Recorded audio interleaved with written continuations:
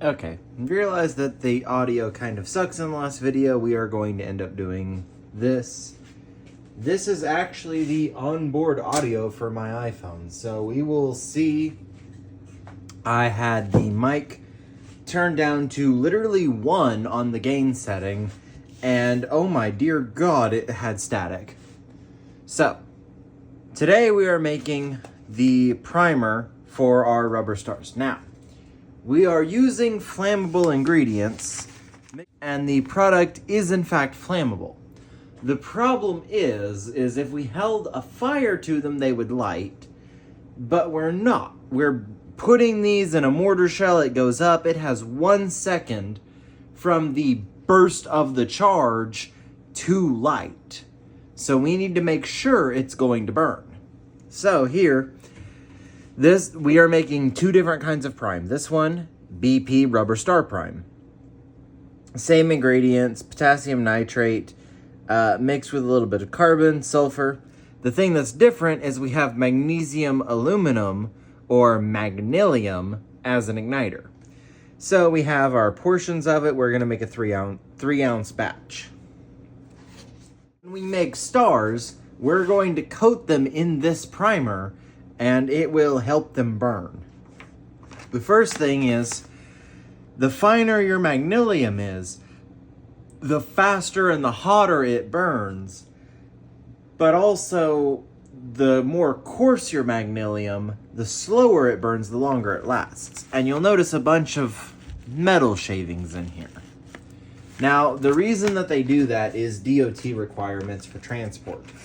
You can't just ship magnesium. It has to have these aluminum turnings in it, which lowers the magnesium content. The more aluminum, the more inert it is, and technically the safer to transport. So firework magnesium is generally about a 50-50 mix of magnesium and aluminum. But the stuff that's safe to transport is actually like 10% magnesium. It's really, really low. So all of these little shreds you see here, that is just aluminum. So the first thing we need to do is try to get that aluminum out of here, because having any unexpected metal in your firework, it can be dangerous. There's some of this stuff that we do, it's very high heat, it's very high pressure, and so metal in our mix can cause sparks. So I've just got a 20 mesh screen here and just work it through, spread it out, by rubbing my spoon on it, I make vibrations, which gets a lot of the loose powder to go through.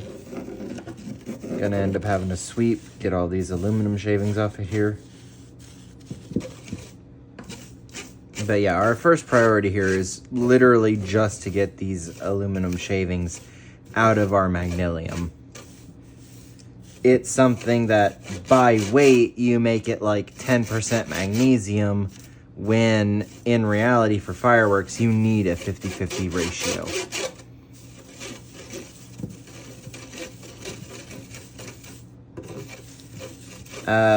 So we'll go through here with a 20 screen, and we'll filter this out. We'll separate them into different groups. We will keep the aluminum. It may be useful later. And even if it's not, it's going to be covered in magnesium, so it's not like we could throw it away or a recycler would take it. Once we've separated them out, though, we'll actually run them through the screen a second time just to make sure that we've gotten all of the smaller pieces of aluminum. Because even small chunks of aluminum are going to be dangerous. And by the way, you really don't want to touch these without some sort of cut-resistant glove. They look like what you would get left over from using a drill. And if in fact that is the case, they are going to be extremely, extremely sharp. If you touch them, you will get splinters that you will then have to deal with. And everybody knows splinters, especially the metal kind, are a lot of fun. And a couple of the guys I work with, they use magnets to pull splinters out if they get a metal splinter. Well, this is aluminum.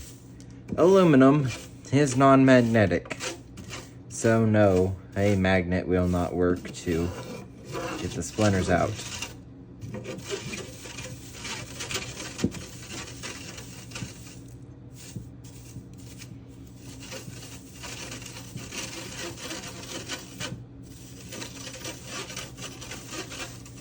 And you can see that the craft paper really pays off here, because as I'm doing this, pieces of aluminum are getting hooked on the screen.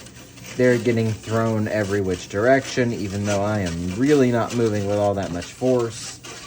It's gonna really pay for the cleanup here.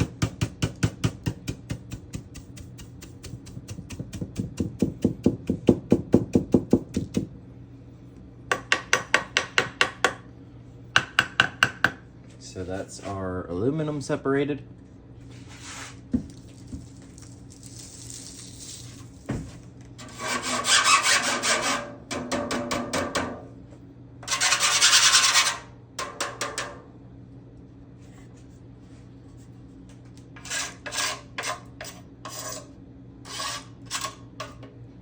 And I mean, you can still see all of the chunks of aluminum that are still in that. So what I will do is I will get my mixing bowl here. Fine old mixing bowl. I will pour all of this magnesium into said mixing bowl.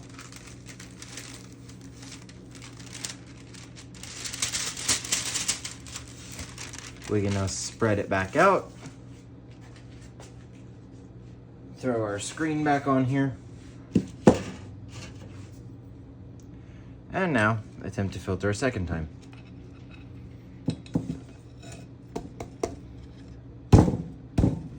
That sticks to the bottom of the bowl really badly, actually.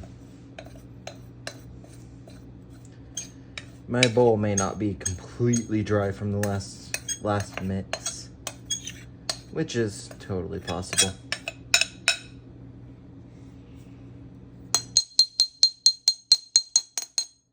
God, that sound even hurts my ears.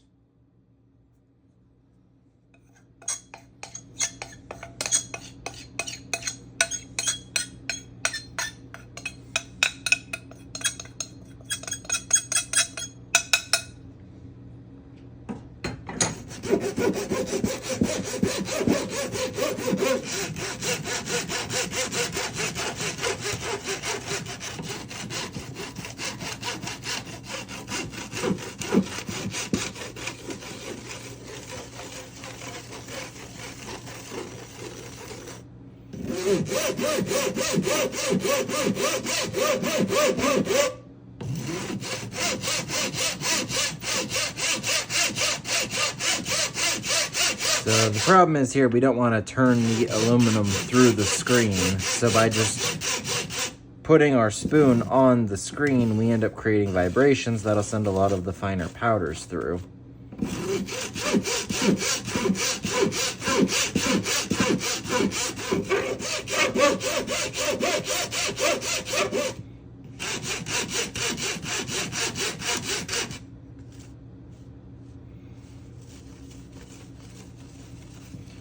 And you'll end up with the aluminum clogging your screen quite a bit, which just happens. And chunks of magnesium, which you can break up with your spoon. Again, we will probably end up filtering this again, just because we don't want all of that aluminum stuck in our magnesium.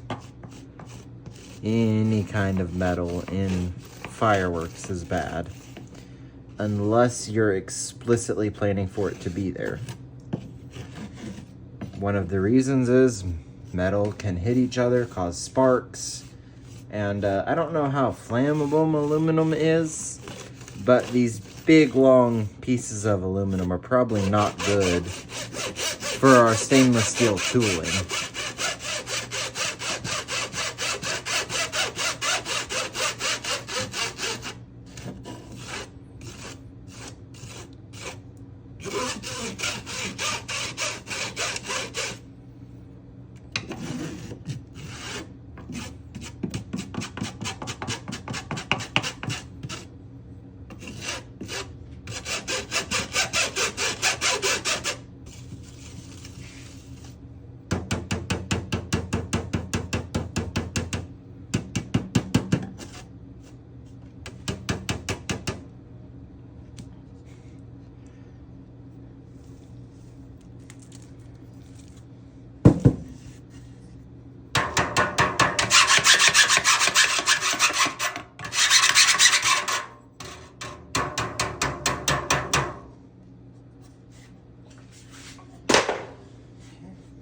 go through filtering that a little bit better later.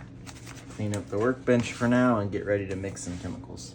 Just like Dark Souls, my #1 competitor is going to be the camera angle. So we've got our magnesium filtered, first through a 4 mesh, then through a 10, a 20, and a 40, which removed all of the aluminum shavings that I can see. So this is a really simple mix. So the first thing we do, we get our handy wax paper. Still have our parchment paper or craft paper down to act as our table, or to cover up our table, more like. Throw that on there. Zero it out. The bowl on there. Zero it as well. Now add in 2 straight ounces potassium nitrate.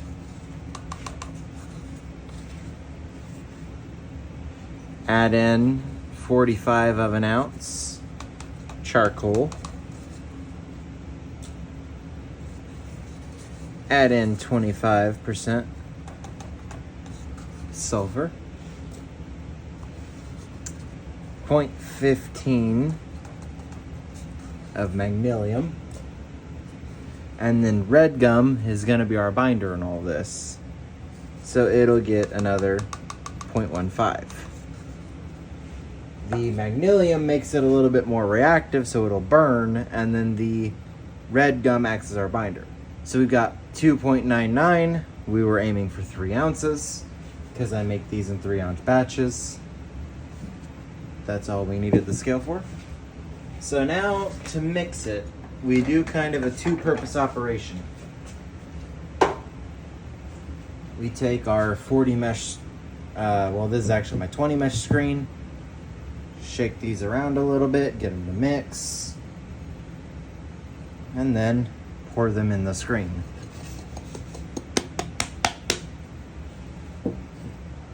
You can see they're all still pretty separate here. Move my wax paper with it. So,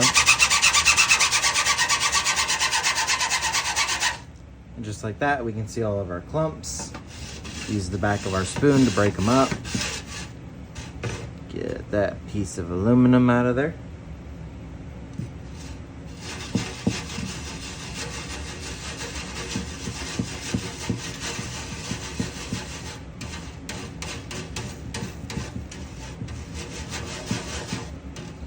That looks like another piece of small aluminum. Got through my filter. And then we throw our spoon for good luck. Straight down the sides.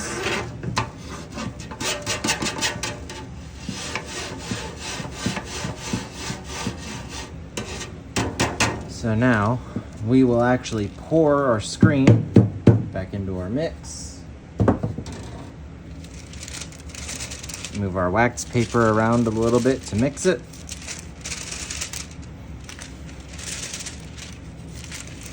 And then we can pour it right back into our bowl.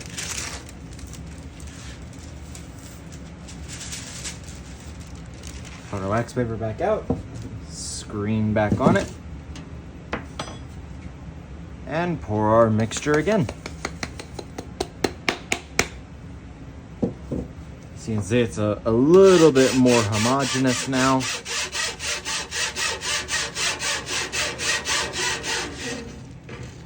Get the piece of aluminum out of there.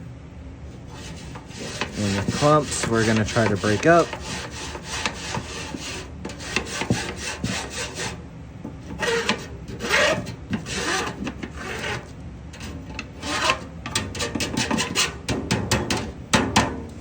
And again, put that back into our mix because any clumps can be broken up.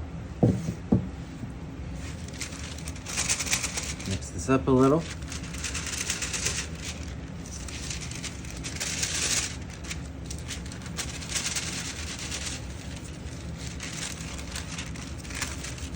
So that we can pour it back into the bowl a third time. Nice clean parchment paper, put the screen back.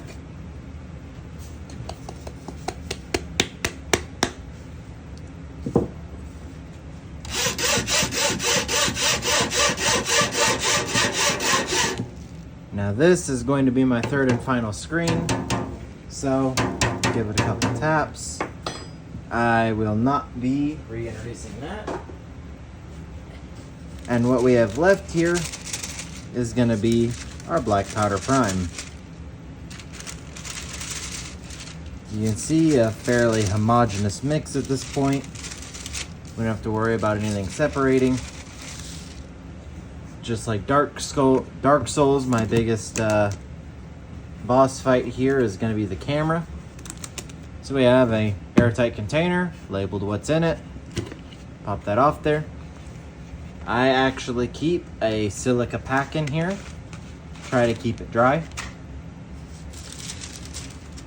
We can pour that black powder prime in here. And then throw our lid back on. Tape it back in case it falls. And then we watch our camera yeet itself into the void.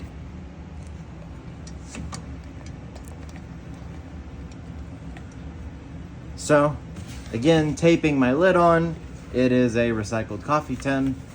You can shake it up in here if you really want to. It should be mixed. It has the silica packet for drying it, so it'll store long term. And then it has tape in case it falls, it won't open. It is clearly labeled what's inside. Because there's nothing worse than going, what the hell did I make?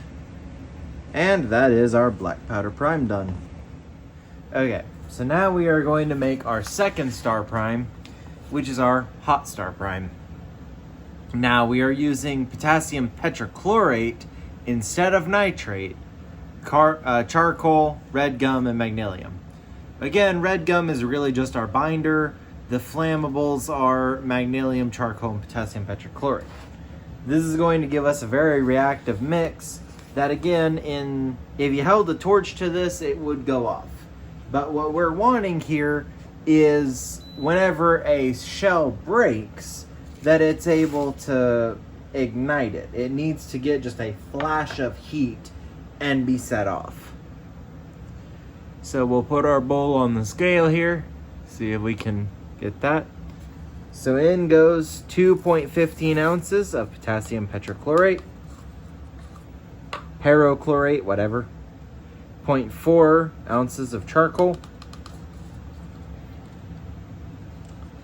0.25, so a quarter of an ounce of red gum, and 0.2 of magnesium. I don't know why I set them on the table in the reverse order that I wrote them down, but I did, so I read them backwards. So now, I'm going to pick this up, set it back down. We're getting it was 3.05.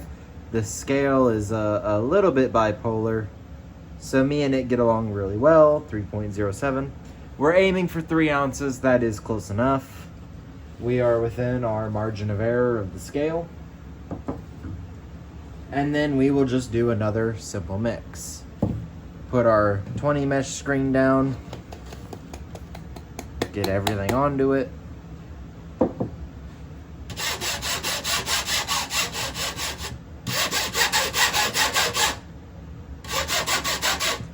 See, just by running the spoon back and forth, we can get vibrations to get our loose powder through the screen, but all of our lumps stay behind. So, we already weighed them. We want as many of these clumps through here as we can get. That was a pretty stubborn clump, actually.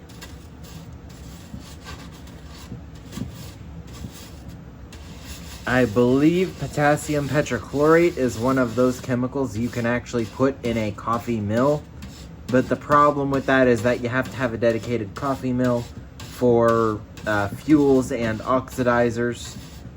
You cannot interchange them because that would give you a flammable mixture and then give you a chance of detonation every time you did it, which would not be very, very good.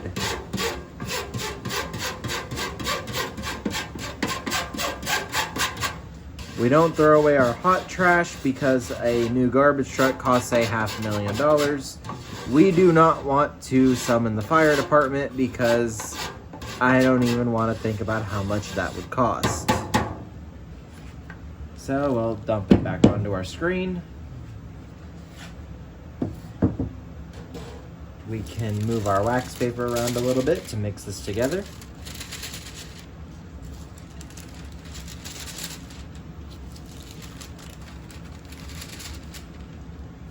Throw it back in our bowl, literally just to hold it so I can put the wax paper back down and then screen it again.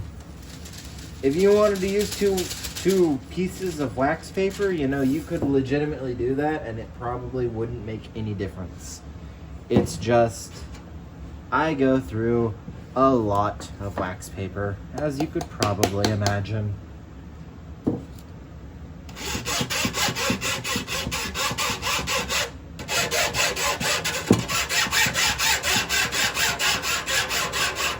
Our powder's through, we just got clumps. Use the spoon to grind them down, send them through.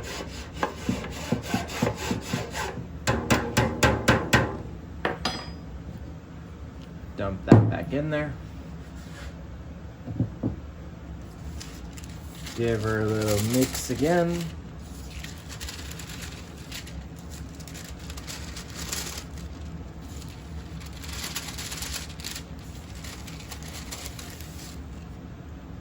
Throw that back into our bowl.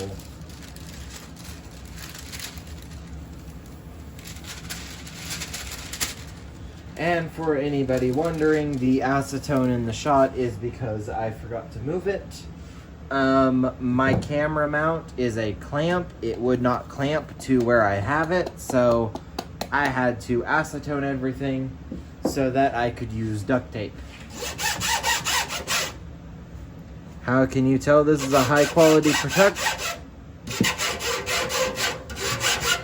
How can you tell this is a high quality production? Well, because my phone is currently held in place with duct tape, and that seems to be working better than any of the other methods. Just like the last one on the third screen, we will not reintroduce our whatever didn't pass through because that is our filter screen. At this point, everything is pretty consistent. I'm not seeing any strange colors as I mix. So then we get our high dollar container of hot prime out. Again, with a little bit of tape so that if it is dropped, the lid hopefully does not come off. An airtight lid to hold it. And then I have a little packet of silica in here. Try to keep it dry because wet powder clumps and that is not what we want.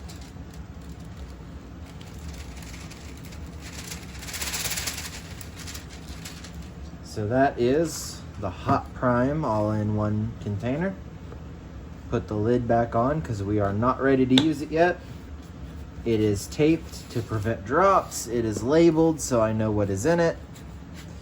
And if you haven't noticed at this point, I just happen to use whatever container I have laying around. So that is our hot prime. We will use both of those on our rubber stars, which will probably be the next thing I make.